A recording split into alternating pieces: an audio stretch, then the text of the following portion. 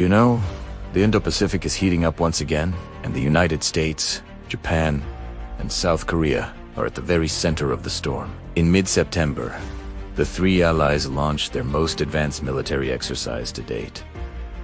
A powerful signal to both North Korea and China. This operation is called Freedom Edge.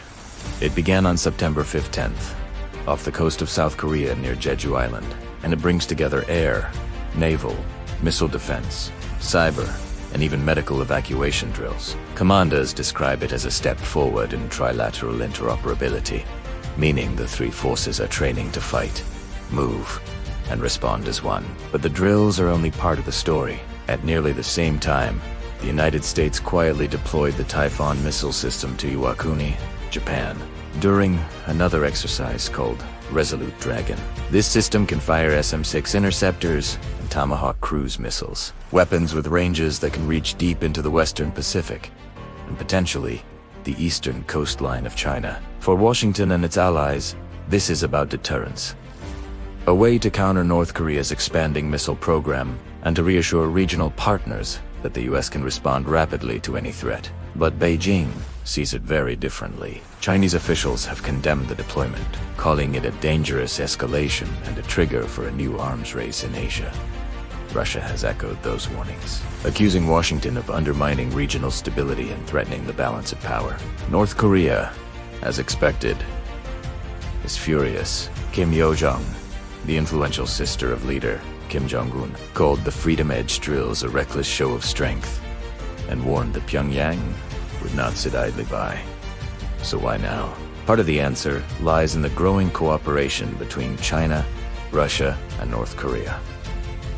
Pyongyang continues to expand its missile and nuclear capabilities.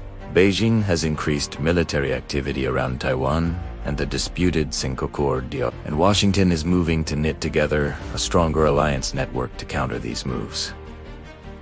This new trilateral partnership is not just symbolic. By practicing everything from ballistic missile interception to cyber warfare, the US, Japan, and South Korea are sending a clear message.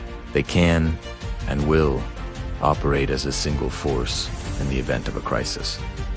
But with every exercise, the stakes grow higher. The Typhon missiles in Japan reduce response times and expand strike range. But they also make American bases prime targets if conflict ever breaks out. China, meanwhile, is expected to step up its own drills in the East China Sea or test new missile capabilities in the South China Sea, creating a dangerous cycle of action and reaction.